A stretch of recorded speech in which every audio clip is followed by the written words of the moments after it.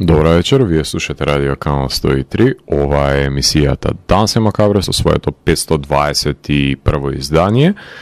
Прво за 14-тата сезона на Дансе Макабре. Со оглед на тоа што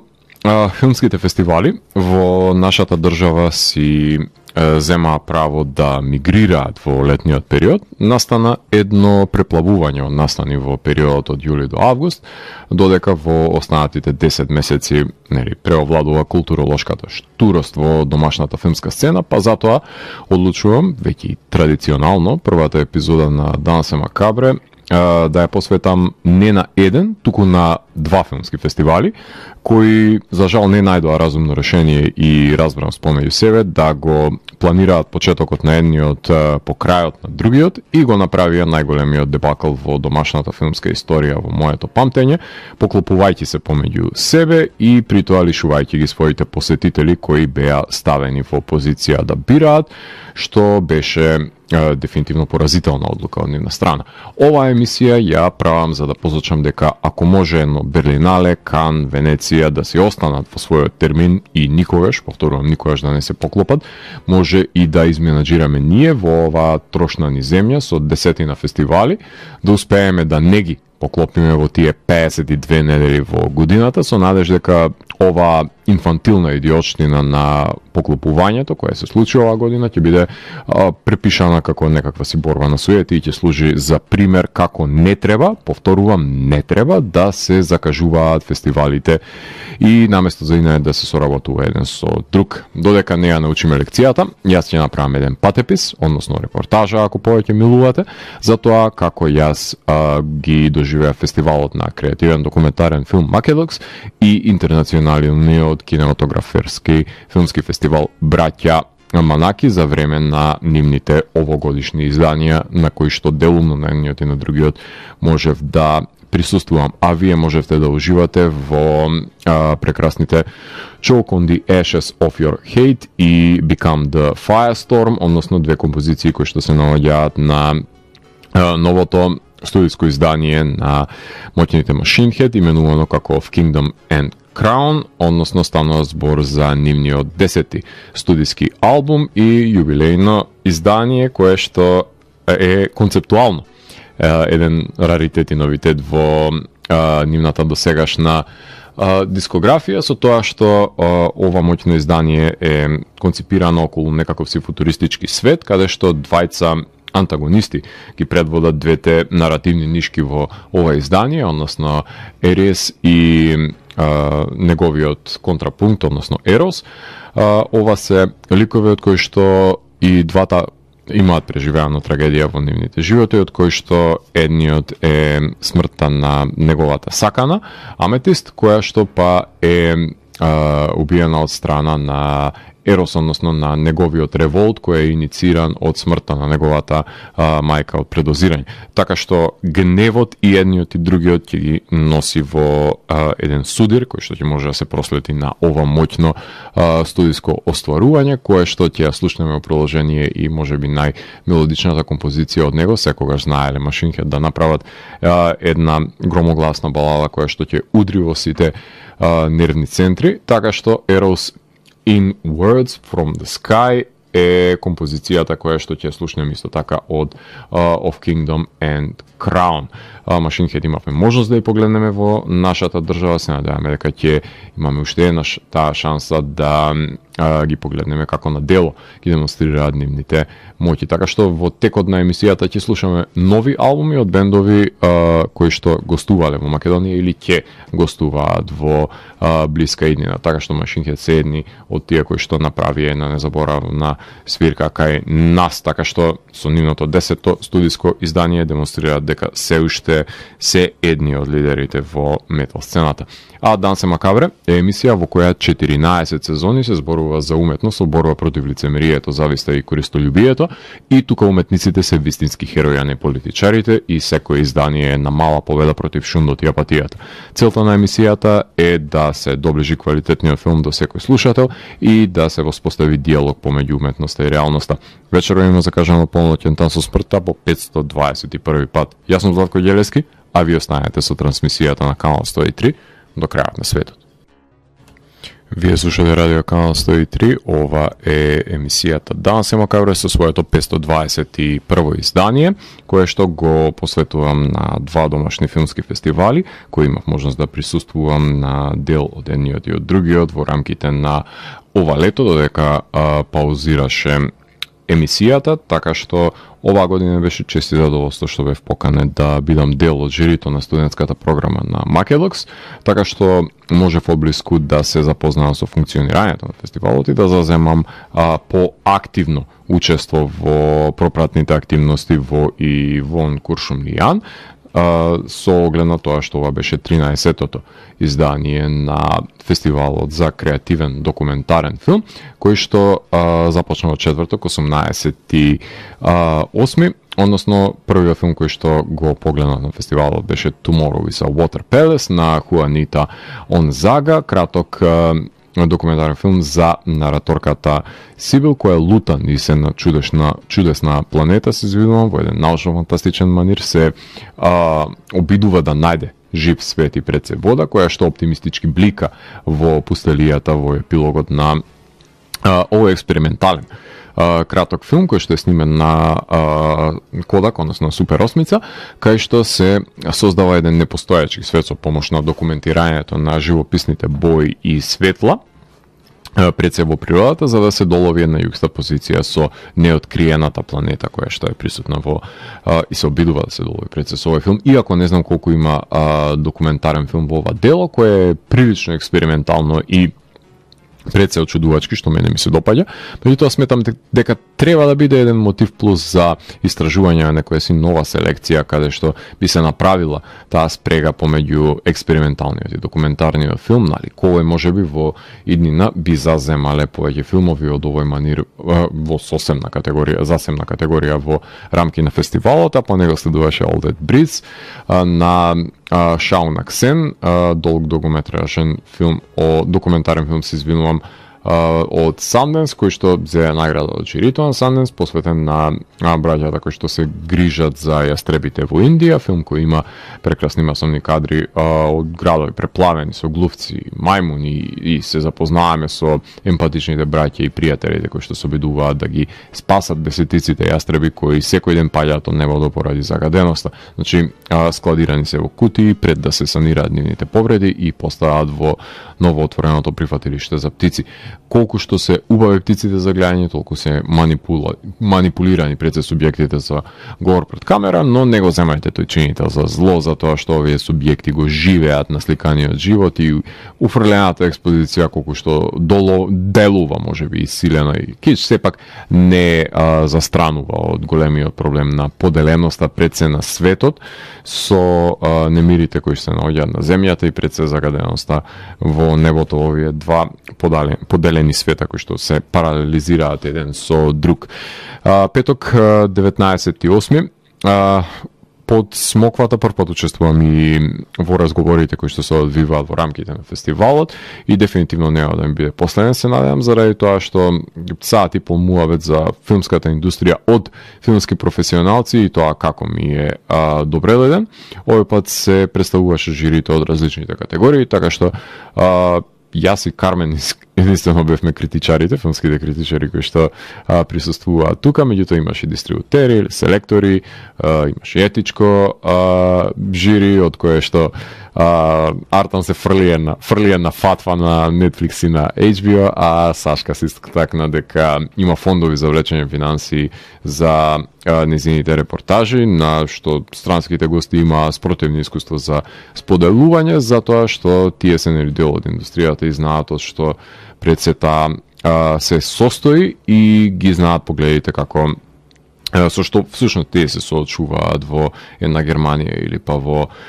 една Полска за извлекување на средства за работење на документарни филмови, така што размената на овие искуства и тоа како беше добре дојдена и да се погледнат пред се начините на кои што, например, луѓето соработувале со стримерите, како што се, например, HBO Max денес и какви се нивните искуства наспроти погледите кои што ги имаме ние од дистанца на овие големи филмски дистрибутери. петок имав можност да го гледам Love Dead, тоа е студентски филм кој што сметав дека имаше само еден никулец од идеја и ништо повеќе, еден епистоларен допис со преден план на катаут анимација, не на документаристиката, која што беше засенета во ова дело. Меѓутоа ова се дел од согледбите кои што ги споделив со моите колеги додека одлучувавме, така што нема да ве тругам дополнително за согледбите заради тоа што часови потрошивме во одлучувањето. Така што само во кратки црти ќе напоменам одредени филмови кои што сметам дека треба да бидат погледнати. Потоа следуваше Рене, The Prisoner of Freedom, во режија на Хелена Трештикова. За жал не го гледав првиот дел од документарниот серијал кој што Хелена нели го има работено 20-те години од нејзиниот живот, кој што го има посветено следејќи го субјектот Рене кој ја ограбил еден бездомник рокер кој што неретко завршува за дрешетки, како што може да забележиме во ова дело. Меѓутоа во овој филм се обидува да се рехабилитира и Хелена го посетува во неколку години во манирот нели на Boyhood за да погледне докаде тој со својот живот и да се воодушевиме со која згодна девојка има завршено. Меѓутоа една во затвор и друга со низиното дете што мисле за затворот, која за жал ќе го напушти за некој си доктор и 50 годишниот Рене ќе се препушти на самотијата во овој филм. Режисерката накратко беше и нели министерка за култура, но препознаена е по шестебрачни приказни, катка и останатите портрети создадени од долгогодишно наблюдување на ликовите кои ја фасцинираат. И тоа е филмот поради кој не знам колку пати на режисерката Лаура и се извинив што го пропуштив нејзиниот филм Тојатија Дрифт, за кој уште еднаш и се извинувам на тапанарката на Лабел Брутал за тоа што ја пропуштив можноста да го погледам овој филм, бидејќи се запознав на самиот ден со неа и не ни знаев дека зашто станува збор во нејзиното дело, но кога има фестивал нужно е да има преклопување на програмата, сосема е во ред, разбирливо е тоа, кога се прикажува нели на отворено со два термини на две локации, така што лимитирана е можноста, не можам да се клонирам се уште за да ги гледам сите филмови на фестивалите, меѓутоа тоа е кога се прави избор, секогаш кога се прави селекција, секогаш некој ќе биде оставен на страна, меѓутоа како и да е Лаура е звери нејзиниот филм одлично изгледа од тоа што имав можност од кратките инсерти да ги погледнам. I'm Trying to Remember беше една кратка реминисценција на заборавените и пречкртаните на фотографиите, односно еден обид за инвоцирање на минатото кој не ми беше впечатлив, но немав трпение да седам и за братството и си заминав порано, барем еднаш нели да се приберам во денот пред 1 час од дома. Сабота 20 август, односно 28 се извинувам, под Смоква дистрибутерите го има нивниот збор и интересно е да се слушне како пазарот пред се ги диктира нивните избори. Тој ден го погледнавме во Емигор Булис на Джей Розенблад, еден од најзабавните кратки документарци на ова издание на Македокс, кој веќе си има номинација за Оскар, филм кој на многу подобар начин ја искористи анимацијата за разлика од студентскиот филм, затоа што имаше и неколку интервјуа, мејлови на учениците кои еден ден го претепале со ученикот Ричард во школскиот двор затоа што биле насилници. Трагедија е што и 30 години понастанот не се свесни каква штета имаат направено на психата на едно младо момче и никој не презема одговорност за злото кое го маскираат под фасадата. Бевме деца, не знаевме што правиме. Точно, сте знаеле, драги мои, ама сте уживале во племенскиот менталитет во кој што ви давал сигурност и моќност за да се изразите како стадо против единка. Под него следуваше A House Made of Splinters на Сајмон Леранг Вилмонт, најдобра режија на Санденс има добиена награда, филм за сиропиталиште во завојувана источна Украина, кај што мали деца се сместени привремено, кои најчесто доаѓаат од растурени домови во населни со населни родители и алкохоличари, кои се обидуваат да имаат безгрижно детство, меѓутоа филм со накалемени неколку животни саги за потенцијалниот живот кој го имаат малите деца, преди таа Украина да се претвори во воено поле и надвор од нивните домови. Тој ден ги погледнав и In Between, студентскиот филм, кој слободно можеше да биде игран филм за децата на грчки остров на кој што летниот распуст им е при крај и се чувствуваат несфатено младите момци и девојки. Потоа следуваше Turkish Riviera, уште еден студентски филм, Предорлк, краток студентски филм на турски иселеници кои што биле експлоатирани во Германија, кои се пензионирале и вратиле во Турција, а нивната ќерка се прашува дали се чувствува како германка или како турчинка, со премногу домашни снимки, а премалку филм за нив. 21.8. недела, под смокната падна нефокусиран дискурс за гейткипинг, обвинување за продуцентот на Вернер Херцог, кој што барал луѓе во документарните филмови, а не филмови за вода. Тој ден го погледнавме My Uncle Tudor, студентски филм на Олга Луковникова, тој е победникот, кој што се одлучивме да му ја дадеме наградата за најдобар студентски филм. Го има претходно погледнато Херт, кој што доби Special Mention и си мисле, готово, завршена ми е работата, си имам фаворити, лесно ќе биде овој пат жирирањето, ама гадно се заебав и затоа почнав да го мразам овој филм, затоа што беше многу добар. Добитник на секоја можна награда, вклучувајќи го и европскиот Оскар, смелата режисерка му зема изјавење на незиниот вујко, кој што ја допирал за гениталиите додека била мала со прсти, но и со неговиот пенис, сметајќи дека тоа било помал грев, затоа што немало пенетрација со 9-годишното девојче. Пајакот се го замота својот плен, како една метафора за начинот на кој што таа се чувствувала заробена во незиниот дом, а режисерката го обелодени злосторството на камера со според мене непотребна последна сцена, без разлика на значењето кое што го има, меѓутоа ова е речиси перфектен краток документарен филм кој што едноставно моравме да го наградиме за најдобар филм. The Eclipse следуваше по него на Наташа Урбан, тоа е веќе почнува да ми се јави во една своевидна верзија од документарци за балканските војни. Знам дека се артефакт за злосторство кое не смее да се повтори, ама овој филм се обидува на кајроните да ги отвори сите можни рани на балканските војни во изминатиот век, што се губи сврзнато ткиво помеѓу нив, кое што имаше одлична идејна нишка од едното до другото затемнување, но скокањето од баба на дедо до војна до мајка до татко се губи поврзаноста на гледачот со субјектите и ако се скока на секои 10 минути и се заборават истите, нели. Гајмана следуваше по него, студентски филм со моќни визуелни прикази за тоа како фабрика уништува едно селце, како блатото на доаѓа и ја потопува дури и црквата во селото,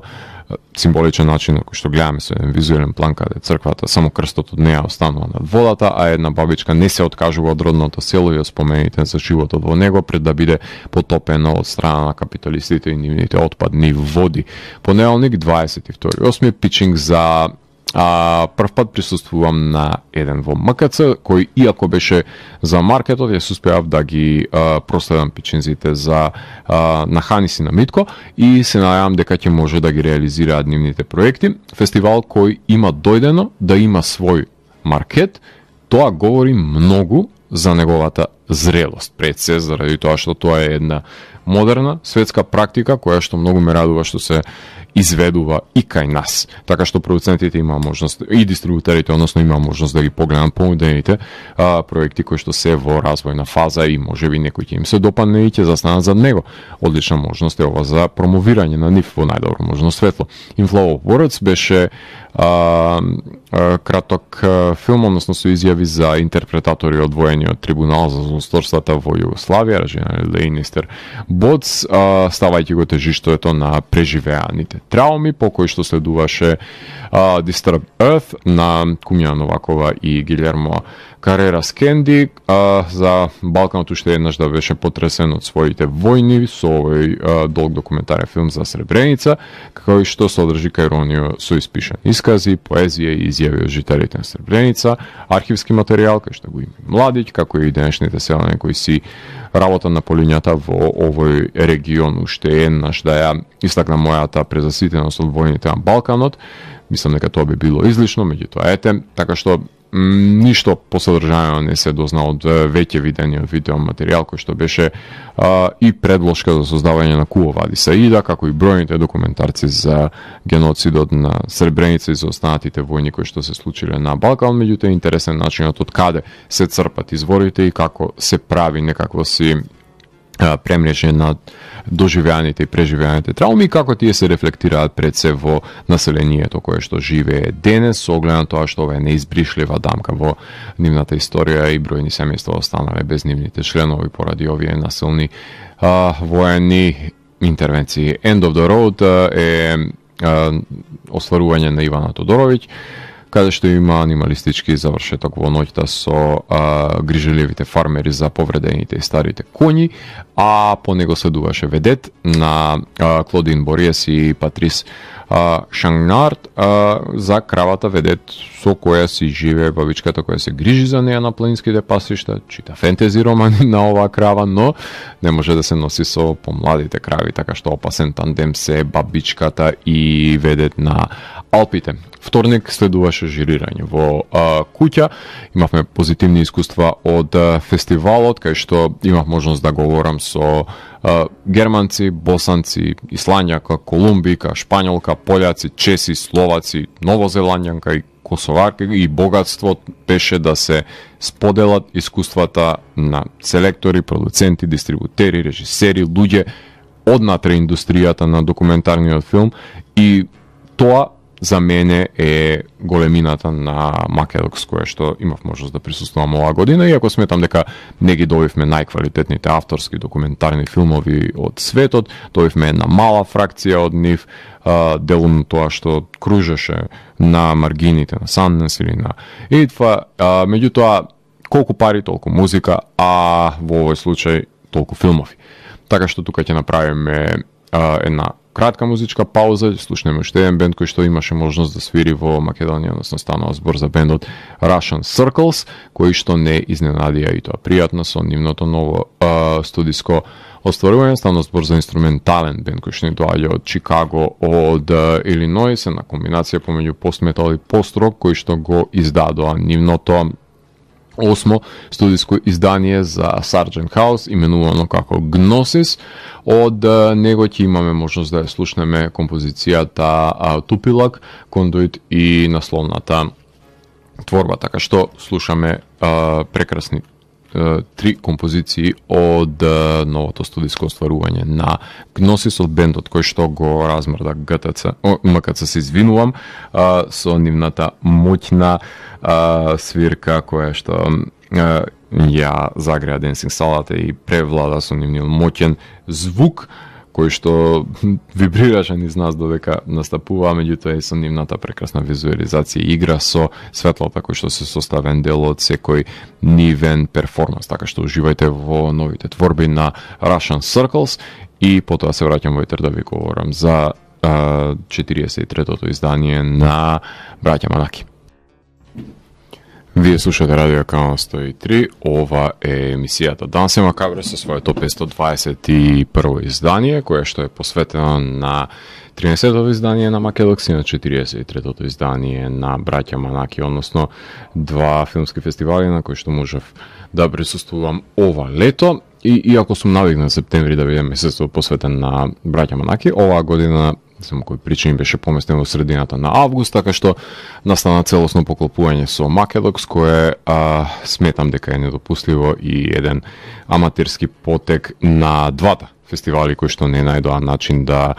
воспостават некаква си fair play игра, односно некаква си соработка. 24.8. среда, допатува Битола без пиење, затоа што по жирирањето на Македокс се спакував и во 5 наутро, излегов низ едно заспано Скопје, за во 6 да тргнам со автобус за Битола, за да стигнам директно на прес и да ја започнам потрагата по акредитацијата со информации за непостојачки хотел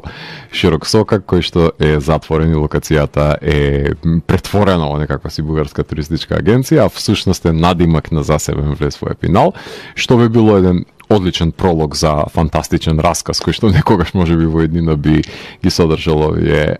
елементи. А пресот се одржуваше во офицерски дом, кој е облеан со мермер, што значи дека таа просторија, според мене, е невозможна за користење со помош на звучување, затоа што ехото е неподносливо и неразбирливо е говорењето на секоја реченица во микрофон. Се напрегнувавме да разбереме што се зборува, ама попусто, и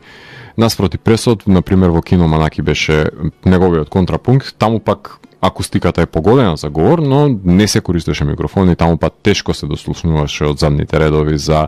Q&A. Сесиите, сите обиди за воспоставување на Zoom повици беа неподносливи за гледање, со крешнување на врски и неразбирање на прашања, повторување, сецкање, така што едноставно треба да се откажеме според мене, ова е лично мислење од оваа практика, додека не се воспостави обострана безпрекорна интернет врска, а не насреде говор да се исклучуваат говорителите, така што техничката изведба на фестивалот беше лоша и неколку пати напуштив мастер-класи говори поради овие технички проблеми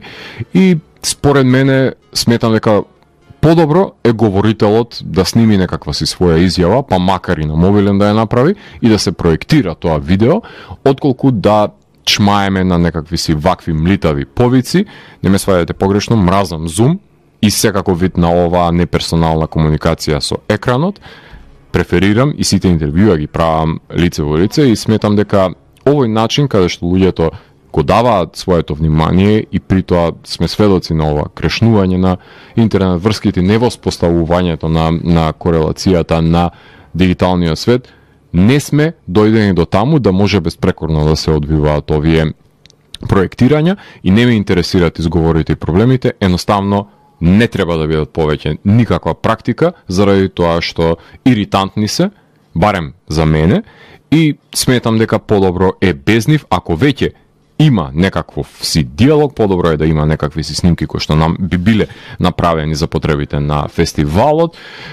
и би биле проектирани и би можеле на добар звук ние да слушнеме што всушност некој говори и може би можел тој да ни возврати со дополнителна снимка која што би била пратена, меѓутоа со претходно подготвени прашања. Тоа би било некаква си можна алтернатива на, а ова е дефинитивно неприфатливо од моја страна, заради тоа што не сите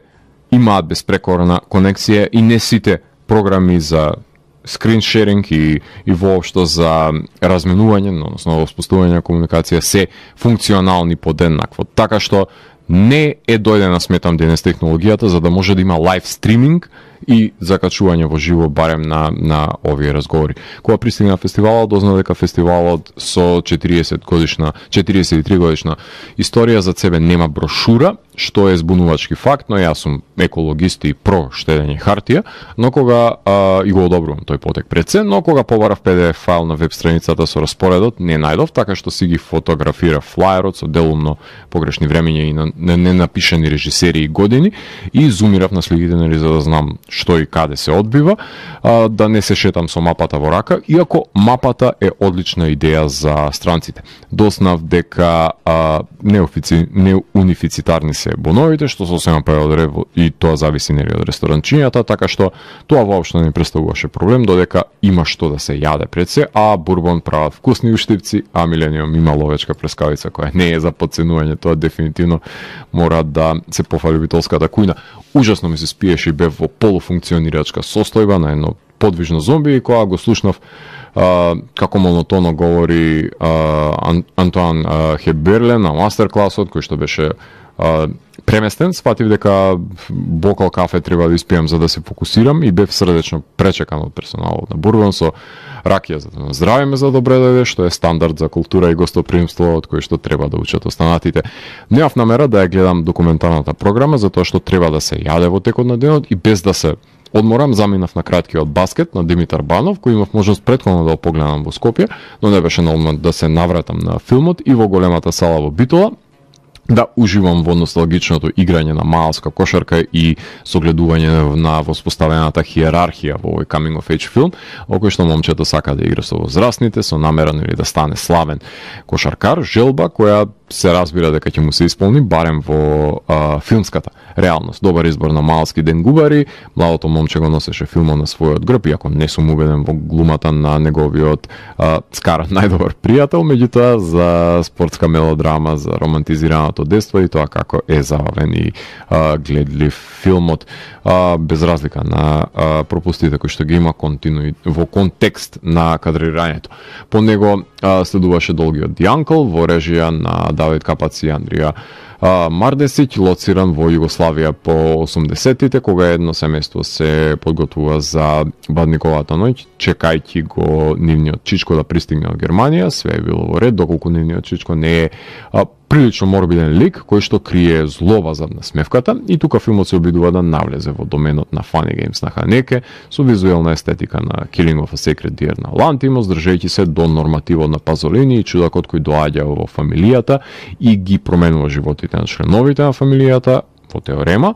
Меѓутоа, немаше ниту една од набројаните карактеристики во очудувањето која се обидуваше да го постигне. Секако дека одвратна беше сцената во која на нишан ги држеше родителите кои што беа присилени да имаат полови односи пред синот, но тоа не беше доволно радикално за да се издвои филмот со невпечатливата фотографија со вообиствениот пред се епилог, кој не го подобрива впечатокот, барем за мене, посебно тој на бескорисноста на филмот која имаше ликот на таткото, например. Репетитивноста на исказите ја доловија саканата за чуденост, но не беше тоа доволно за еден долгометражен филм, според мене. Завршивме таа ноќ на свирката на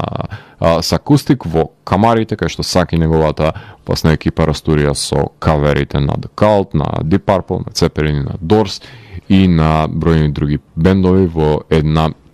нивна одлична и впечатлива изведба пред се, која што мислам дека секогаш сум отворен да ги гледам во живо, заради тоа што едноставно дечките растураат на нивните инструменти, а Сак има прекрасен и моќен вокал. 25.8, односно четврток, ден за наменет за главоболка и дехидрираност, присуствував на пресна жири комисијата за главната програма и на снимателот на Монџио, и пред се снимателот на краткиот германски филм Against All Odds, екипа која што се журкаше со нас на претходната вечер во Камарите. Мастерклас следев на публицистка од Полска, односно Касија Качмарек, кој што беше прилично неинспиративен, барем за мене ненајавен, со наслов во джемната програма, кој го напушти за да гледам кратки студентски филмови, со оглед на тоа што има поклопување нели во програмата. Еден од нив беше Почуден свет на Академијата во Лоѓ, која што ден денес подучува одлични сниматели кои се погодни за прераскажување на приказан и силен визуелен печат, каков во овој случај на филмот е тој кај што се одвива и се открива пресена трапникот во отпадот, како и домашниот отуѓеност, односно Alienation. Иако го знам, режисерот убаво би било да е напишан во програмата, едносно црно-бел филм во кој не разговараат помеѓу себе дечкото и девојката кои што живеат во ист дом, отуѓени кои кога ќе се разделат дечкото нели се исполнува стекајќи во ателје, а девојката како конобарка и разговара со посетителите во кафулето за да се вратат во домот и продолжат да молчат, што е еден интересен коментар за оддалеченоста помеѓу младите кои не знаат да најдат заеднички јазик за споделување на интимата, па се однесуваат еден до друг како да се мртви и духови кои што шетаат низ домот. Иако сметам дека немало потреба да е ахроматски, филмот едноставно дава таа нишка на препотентност која што би била излишна за едно ова дело, кое сметам дека и во боја би го доловил потребниот ефект. Ја посетив изложбата на фотографии на браќата Манаки, која што беше поставена во музеот, каде што може да и погледнам експонатите на камера 300, кои што ги користеле. Односно, тоа е таа фамозна камера која што пред 100 години ја документирале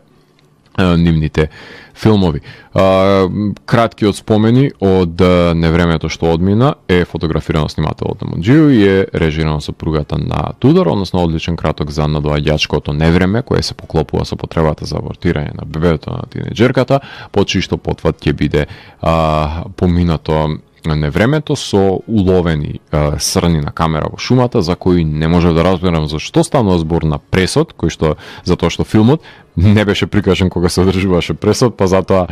пресови се прават на прикажани филмови за да го сватиме контекстот, а не да се дискутира за срните кои што се фатени на камера. Не сме го ни погледнале филмот и едноставно се зачудуваме за какви срни се станува збор, откако го погледнавме филмот веќе ни стана јасно. По него следуваше долгиот Алкара, снимен од кинематограферката Даниела Кахијас, кој што е добитник на Златната мечка во Берлин, семеен филм за фамилија која што работи и се издржува од овоштарник, кој му е подарен на дедото, кој што го спасил семејството на момчето кое што сака да го користи полето за да постави соларни панели. Откако ќе посведочиме неколку генерацијски јазови на трите колена на фамилијата, што е неминовно, затоа што синот нели сака да одгледува марихуана во полињата, која кога ќе открие таткото ќе запали, а синот ќе се одмазди со поплавување на воштарникот, ќе биде единствениот конфликт, освен млиталата пресметка со боксови, ако така може да ја наречеме, кој што го краси овој, според мене, Халмарк мелодрама, кај што беше доловена хуманата димензија, но пред се убедливо уиграно семејство, но ниту бев потресен од приказана, ниту пак бев воодушевен фотографијата. Според мене ова е овогодишниот Кода, кој ниту е за мене, ниту пак сметам дека содржи естетски визуелни квалитети, кои што би го направиле конкурентен за наградите. Посебно не за радикален фестивал како што е Берлинале, кој секоја година нуди опасни провокативни филмови, но кога ќе го погледнете жирито, ќе ви стане јасно зашто одбране да наградите на ваква невпечатлива, според мене уште неш потенцира мелодрама, што можеби пак говори за намалениот квалитет на филмови кои што биле селектирани оваа година. Не знам. Се мислев да го гледам Рабие Курнас против Џорџ Буш, но Томи од МТВ ме предомисли дека е пред се некоја си европска верзија на Мавританецот со Џоди Фостер, па заминав на концертот на Оливер во Портаџес, па потоа на една песна на невпечатливите Саут Парк бевме на Бурбон, на една пијачка и завршивме со скокање и дерење на бекдор бенд на камарите на Металика, Мегадет и Rage Against the Machine. 26.8. петок во пресот на екипата на Снежана на крајот умира, откако немаше онлайн вклучување на Елен Лувард, заминавме на презакажаниот мастер-клас на Грег Малканджи, тоа е дизајнерот на звук на Снежана, кој не знам кој паметен го закажува во 11 часот, додека трае пресот се уште, па потоа се чуди зашто немаше луѓе на овој мастер-клас. Го презакажан беше одличниот дизајнер на звук со внимание кое што го ислушав од почетокот до крај, кој сватив дека е доста концизен автор, ги мери зборовите со кои што се обраќа и не го злоупотребува вниманието, нудејќи пред се адекватни примери за улогата на дизајнот на звук во филмот. По неговиот мастер-клас гледа можевме да присуствуваме на мастер-класот на снимателот на Гладиатор, Логан и Доктор Стрендж и на Multiverse of Madness, кој што го изрази неговото незадоволство кон дигиталното снимање, како и прикажа снимки од работењето на Пикачу, X-Men, First Class, ако не се лажам, и Гладиатор. Од огромно значење е носењето на филмски работници од Холивуд и Европа и непроценлива можност е да се разговара со нив за тајните на занаетот и да се разменуваат мислења и да се восприеми пред се нивното енормно работно искуство, можност која ниту еден друг фестивал не може да ја понуди во нашата држава на рамниште на факви филмски ѕверки, какви што се. Жал ми е само што не можев да присуствувам на снимателот на Антихрист и на филмовите на Дени Бойл, меѓутоа кога се случува преклопување на фестивали, мора да се направат тие жртви и затоа не треба да го има тоа преклопување. По 4-часовното мастер класирање зедо воздух и погледнав неколку сцени од краткиот Неси овде и кога започна турскиот студентски филм Писател со лоша потера и невпечатливо снимање, заклучив дека потребно е јас да земам воздух и да заминам на ручек. Затворањето на фестивалот беше наменето за Снежана на крајот умира на Кристијан Ристевски, се наполни салата, фоторепортерите ги имаше на секаде, се доделија малата камера 300 за студентот на Ханеке, бронзената камера 300 за Drive My Car, сребрената за Hand of God, која што сметам дека е незаслужена, и најзаслужената од сите е златната камера 300, која што ја прогнозира за филмот кој го сними Рубен, односно 8 планини, кој уште на синеде посочив дека има фотографија за плакнење на очи кога говорев за гледањето на овој филм во Синедис и мојата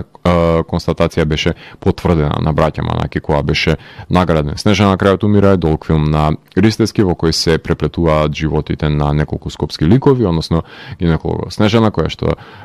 дила дрога со посинетиот наркоман кој сонува теленовела за малиот Енцо и неговото свинче, потоа љубовната приказна за радиоводителот на радио станица, нали, канал 103, кој работи во просториите на МТ со плакатите кои што се наоѓаат моментално во 103 од каде што вие правам оваа емисија, кој што се сретнува со повлечената артистка со која започнува љубовна авантура, и секако тука се тројцата мускетари кои водат една видеотека од кои што едниот работи во маркетинг агенција, избира сликички фудбалери, а другиот е малски филозоф кој ќе заврши во Афганистан, а третиот има луди идеи на изуми со кои се согласувам дека Ендрю Блейк е порнографскиот Дейвид Линч, а не Джо Дамато, како што настанува оваа преписка во филмот. Нараторката на филмот е на CGI Мува, која дава експозиција и запрашува за погледнатото. Филмот има свеж хумор, кој што е доведен во домашната филмска сцена, кој што котира со начин на кој што се говори денес и е поимлив за повеќе генерации, што значи дека е многу тешко да се вметне воопшто и да се направи една домашна комедија, меѓутоа ова е еден од тие успешни примери со неколку тешки и болни судбини, како што е киретажата за инцестот и уништувањето пред се на младите со помош на наркотиците. Впечатлив приказ на повеќе лица на Скопје преку заврзламите пред се на неговите жители. Саботата доручкував со Грег Малканджи, односно со дизајнерот на звук, и споделивме мислење за Снежана и Фатив Комбе Закичева да работам на филмот на кој што асистира во постпродукција на краткиот филм на Бранко Стојановски Центроид, кој успеавме да го комплетираме пред проекцијата на 11 и 12 септември во Кичево, така што ова беше едно турбулентно лето за мене, па иако немаше епизоди на Дансе Макабре, тоа не значеше дека стоев со скрстени раце, напротив, наталожував нови искуства кои ќе можам да ги споделам со вас во текот на оваа 14-та сезона на Дансе Макабре. Скопје филм фестивал е пред нас, започнува овој петок на 9 септември, кој ќе трае до наредната недела со прикажувањето на Triangle of Sadness, Vortex, Римини, официјална селекција Drive My Car. Така што ни престојат уште неколку други филмски фестивали со оглед на тоа што не знаеме што крие иднината и дали ќе бидеме на слобода или ќе бидеме заробеници ова зима. Се надеваме дека тие апокалиптични сценарија и ковид пандемии нема да бидеме нивни жртви. А за крајот на емисијата ќе слушнеме композиции од Мгла, односно ќе слушнеме втората и шестата композиција од нивниот моќен албум Age of Excuse. Ова е издание кое што е од 2019 година, четвртиот нивен студиски албум. Станува збор за полски black metal бенд кој што ни доаѓа од Краков, Полска, кој што ќе може на 11 септември да ги погледнете во Младинскиот културен центар, кој што ќе се представат со композиции од нивните 4 студиски албуми, најчесто се од Exercises in Futility и од Age of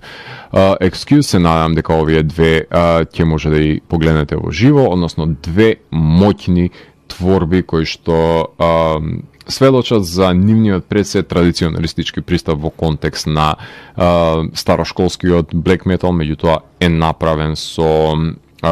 доста разбирање и една мелодија која што се провлекува од самиот почеток до крај, агресија која што е неминовна. По овие две композиции ќе ослушнеме единствениот кој што не наздапувал во нашата држава од денешната плейлиста, односно Карл Сандерс, кој што го издаде неговиот, ако не слажам, трети соло студиски албум, именуван како Saurian Apocalypse. Предходно ги имаше Saurian Meditation и Saurian Exorcisms, така што Saurian Apocalypse го издаде во јули оваа година, односно него ќе може да слушнеме три композиции: The Sun Has Set on the Age of Man, потоа The Disembodied Yet Slithered Among Us и Skullfuck Ritual ќе ја слушнеме како композиција која што ќе затвори ова издание на Дансе Макабре. Станува збор за гитаристот на Nile, култниот технички дед метал бенд и египтолог кој што на долго и на широко сака да ги оживува пред се овие антички египетски божества и да им се поклонува со неговата инструментална музика, која што многу наликува на овој фон кој што го слушате на позадина, заради тоа што имат и обредни и церемонијални практики, така што Кайл Сандерс со неговиот соло проект ќе може да слушнете за крајот на оваа емисија. А јас сум Зlatko Ѓелевски, го затворам 521 гримуар на Дансе Макабре и го враќам на полицата кај останатите изданија кои кријат тајните на универзумот. До наредното издание на Дансе Макабре, одете на домашните филмски фестивали и поддржувајте ги филмовите од домашната филмска продукција. Чао, чао!